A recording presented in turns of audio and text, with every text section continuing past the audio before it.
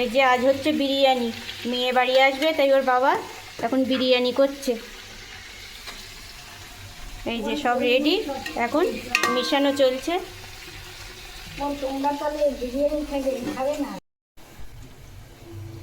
এই যে বিরিয়ানিটা মেশানো রেডি, এখন দেওয়া হবে ভাপে।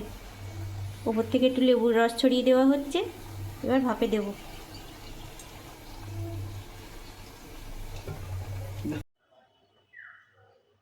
এই যে আমাদের বিরিয়ানি রেডি, এবার খাওয়ার পালা।